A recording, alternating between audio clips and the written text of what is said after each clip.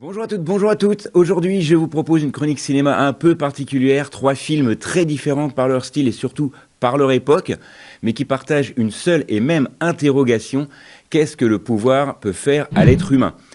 Le pouvoir de convaincre, le pouvoir de juger, le pouvoir peut-être même de décider à la place de l'homme, c'est tout ce que nous allons voir cette semaine dans mes sélections ciné. Première sélection donc avec le film Gourou avec Pierre Ninet. Il est réalisé par Yann Gozlan. Yann Gozlan qui avait réalisé notamment Boîte Noire ou encore Un homme idéal, et ces films ont un point commun puisque c'était Pierre Ninet qui était déjà acteur dans ces films. Alors il revient ici en coach en développement dans ce film. C'est un personnage à succès, il a un succès fulgurant, ses conférences font salle comble, ses paroles rassurent, motivent, donnent même l'impression de redonner sens à des vies parfois fragiles, mais peu à peu, le film va poser une question existentielle. À partir de quand l'accompagnement devient une forme d'emprise? Gourou n'est pas un film à charge, il ne caricature pas non plus, il observe simplement avec beaucoup de finesse notre besoin contemporain d'être guidé, d'être écouté, parfois même d'être sauvé. Pierre Ninet compose ici un personnage troublant, charismatique, mais parfois profondément fragile, un homme qui semble vouloir aider sans toujours mesurer les conséquences de son influence. Ce film qui invite à la vigilance, non pas contre les personnes, mais contre la tentation de déléguer entièrement son discernement à quelqu'un d'autre.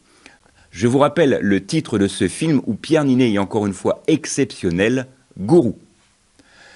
Autre sélection, donc deuxième film, deuxième sélection avec Nuremberg, avec notamment Russell Crowe et Rami Malek, ça c'est pour les rôles principaux. Il est réalisé par James Vanderbilt et ici ce changement est complètement radical, changement de décor. Nous sommes à la fin de la Seconde Guerre mondiale, au moment des procès de Nuremberg, d'où d'ailleurs le titre du film. Le procès, ça va se dérouler là pendant toute la durée du film. Le film se concentre sur un psychiatre américain chargé d'évaluer les grands criminels nazis avant leur jugement. Face à lui, notamment, Hermann Göring, qui est interprété ici par Russell Crowe.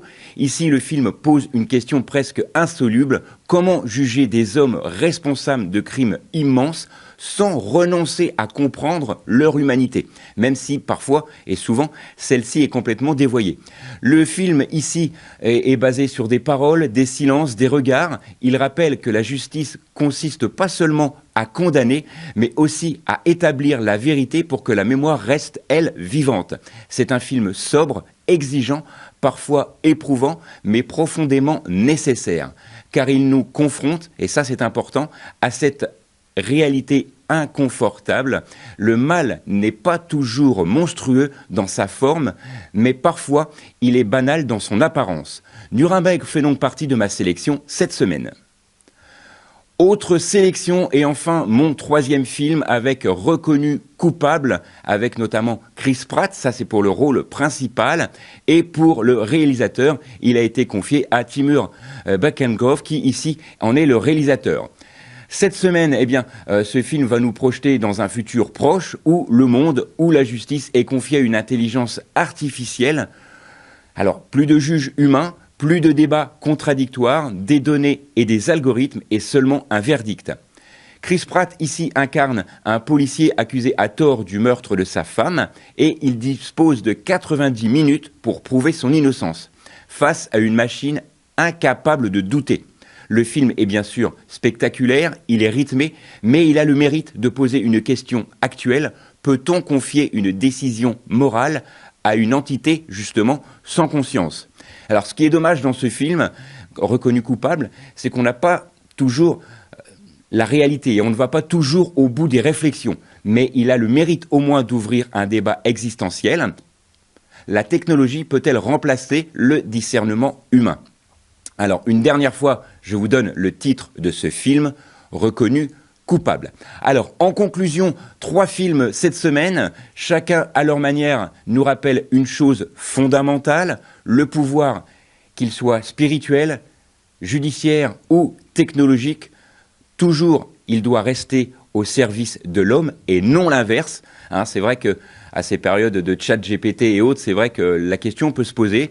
Le cinéma ici, ma sélection cette semaine, n'apporte pas forcément ses réponses, mais il fait réfléchir et il ouvre les chemins de la réflexion et c'est ça qui est important. C'est ça aussi le cinéma, c'est ça sa mission. Et c'est une mission précieuse pour ma part. Voilà, c'est tout pour cette semaine. Nous, on se retrouve la semaine prochaine, même endroit, même heure. D'ici là, sortez, allez au ciné et n'oubliez pas que le cinéma est fait pour tous ceux dont la curiosité est le plus grand des défauts.